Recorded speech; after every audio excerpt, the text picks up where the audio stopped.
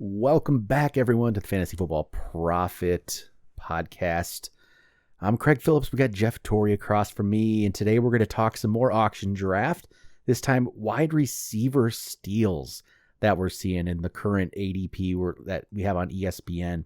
So there's already been drafts going on ESPN, so we got some good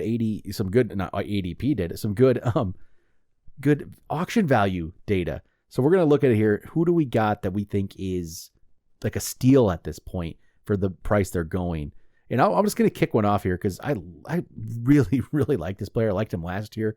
And I think the quarterback situation is really driving him down this year. That's Brandin Aiyuk going for $3.2 right now. 3.2 an auction. I will take him all day long for that. I know the quarterback situation's kind of up in the air, but $3, there's nothing. That's literally nothing for a guy who's very talented. I mean, if you're going to ask my opinion, I think he's the best wide receiver on his own team. I honestly, truly believe he's better than Deebo. And Deebo's not getting the work he did before as a running back, and Deebo's going for $16 more. I want Brandin Aiyuk for $3 over Deebo for $19. So $3 Brandin Aiyuk. That's one of my guys I really think is a huge steal here. Yeah, I like that one a lot. The big one where, and I kind of faded Deebo last year too because he had a ridiculous season, and then you're just not sure how they're going to use him. There's a lot of question marks for him. So if you can get a guy that is able to produce like Aiyuk when he's healthy, and you saw him kind of come into his own last year, I'd rather take the discount and go with him. I kind of agree with you on that one. In his third year, 78 catches, 1,000 yards, 8 touchdowns last year. It's a great year. 78 for 1,000. And Deebo goes 56 catches, 632 yards, and 2 touchdowns. I know he was hurt, but still, I think it was a great year for Brandin Aiyuk, and he's going for $3. I think because of the quarterback situation, it's just so no one knows what it is, right? So there you go. Right. Brandin Aiyuk's one of my favorite steals right now for wide receivers. Who's some of you looking at? I've talked about him before on a different one, but I do want to repeat myself because I think Marquise Brown is really, really underrated at the moment. He might continue to go up, but if you're the number one guy, number one wide receiver on your team, last year he was hurt a ton. He still had 67 catches, 709 yards, and 3 touchdowns. I think every single one of those stats goes up, and he doesn't have to worry about Hopkins being in the mix or being supplanted. Like you're not even worried about the wide receiver number 2, which would be Rondale Moore, taking over, right? I think that the sky's the limit for him, and I think he's very, very safe as well because he's also a deep threat. He's still got that incredible speed, so I do think that he should be able to catch 6-7 touchdowns, even if he doesn't get the receptions that we're thinking that he's going to get. So I think he's relatively safe, as well as having that really huge upside. So I wanted to mention him again. Yep. I think for the price, it's take the risk. Yeah, and he's only going for $6.4 at the moment as a number one wide receiver. You're not getting that anywhere else. You're getting with both these guys, you're getting a discount because of the quarterback situation, not really 100% knowing how it's playing out. And in his case, when's Kyler going to play? Right. We'll find out. Another one for me that I really like, DJ Moore, $10.50. That's it. He's the number one on Chicago. I know Justin Fields has to prove some things as a passer yet, but he hasn't had a DJ Moore. So let's see what he can do with DJ Moore. $10, I'll take that chance all day long. Moore is extremely talented, and it feels like if there's another level there for his passing, which it should be from where he was, that's gonna be an absolute steal at $10. Just absolute steal. That's probably getting a little more up there. Some of the guys you really think are steals, but $10, man, that's not much. Not much at all. So, no. And I know Fields, we don't know. Again, quarterbacks are why these guys go for a lot less, right? The talent's there. The quarterback situations are iffy, and people think Fields is just going to run the ball all the time, right? Not pass it, but he has some passing ability. We've seen it before. He threw the ball in college a little bit. Right. So $10. There we go. I love DJ Moore for $10. Yeah, I do too.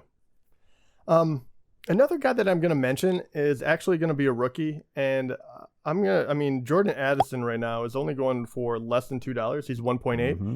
We've seen this before, right? And this was one of the reasons he's not going to be Justin Jefferson. Don't get me wrong. I was huge on him when he came in because I knew that there was always going to be that ability for the Vikings to be able to support 2 wide receivers.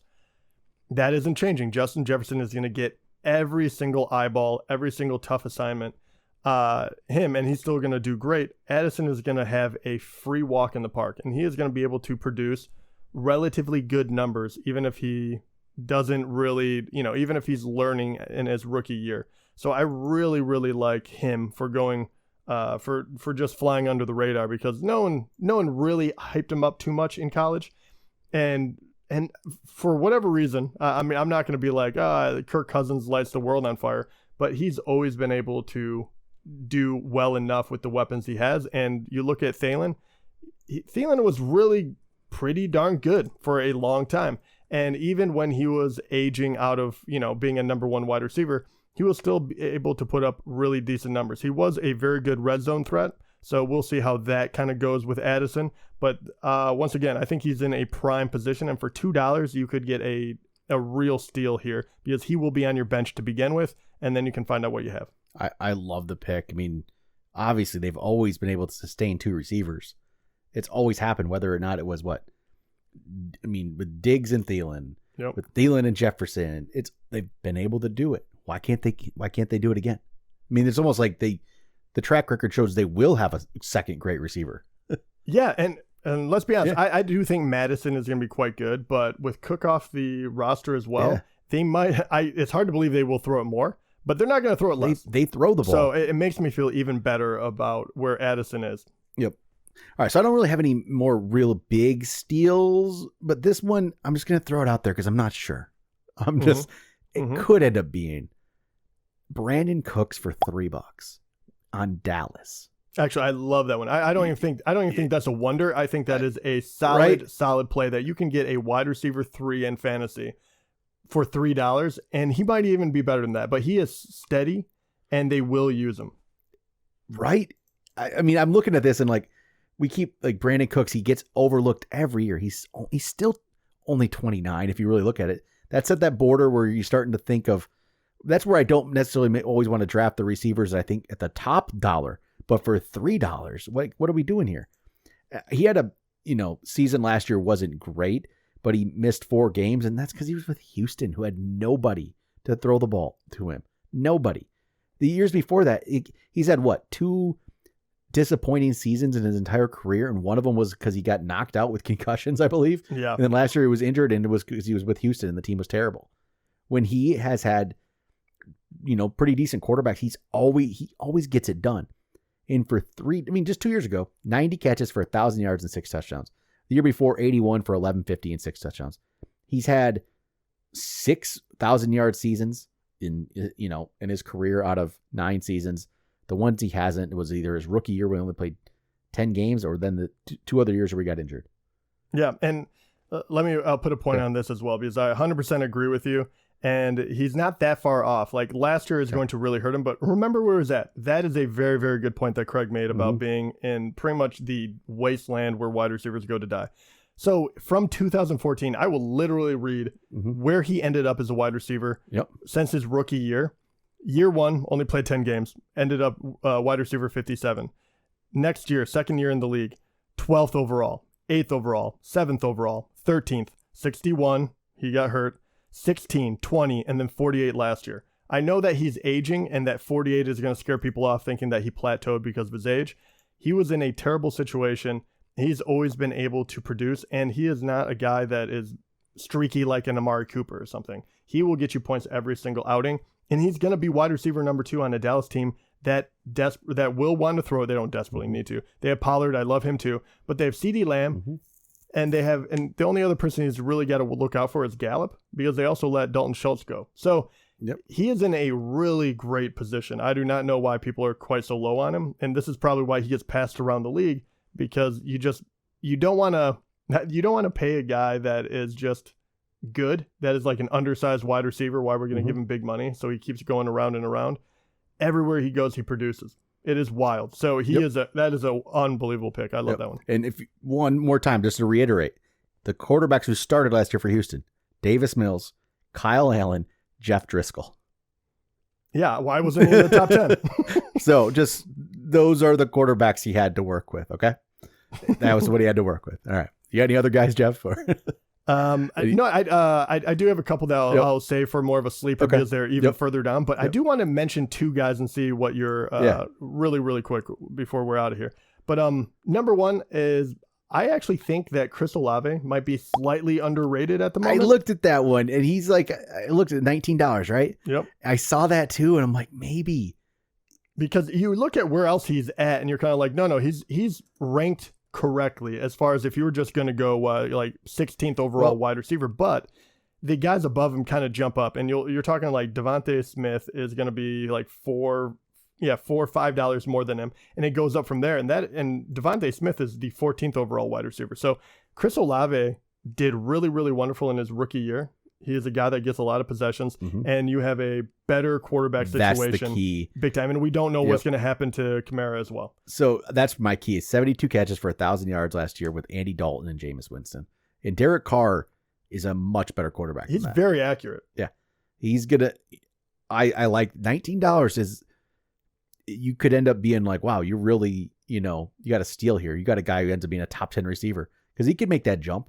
And his numbers would have been better. He just didn't do much towards the end of last season, and New Orleans just wasn't good. The offense wasn't doing anything. And the last 5 games, he had pulled through the numbers. He only had 1 touchdown in his last 5 games. 5 for 62, 4 for 65, 3 for 53, 4 for 42, 5 for 60. So there wasn't much going on, and yet he still put up 72 for 1,000 yards. Yeah. That's when they just season was done. It was over. They weren't any good, and the offense was just not going. I mean, the offense in those games had 0 points, 16 points, 21, 17, 20, and 7. There was no offense. None at all. So with Derek Carr, I think we're going to see some changes. The only other guy that I want to mention really quick, and because we usually hate him, but all of a sudden, it's interesting. What about Amari Cooper? I was going to say Tyler Lockett's another one. No, I'm not. I'm not going to bring him up. But what about Amari Cooper? Because $16. He finished 10th overall last year? Yeah, he's probably going to outperform that. Supposedly he should have a better quarterback. Deshaun he looked pretty freaking rusty at the end, but that's the key to it is Deshaun Watson back another year. He is streaky. There's no doubt about it. But for that kind of money, and you play him in your roster, especially at a flex position, he will win you some weeks. I mean, there's no doubt about it. He's borderline. Is he going to win you 2 weeks, or is he going to win you 7? That's the only problem with him. Is just the streakiness still gets me. Yeah. And that's the thing. Here's the thing. He probably outperforms that total if you look at the season as a whole. Yeah. But I don't know if he can do it week to week. And that's my worry with him. Okay. Yep. So, those are the other two guys that I want. They're kind of mid-level, and I feel like they are probably undervalued, but I understand why they're at where they're at. All right, there we go. Wide receiver steals and auction drafts this year. Talk to you guys next time.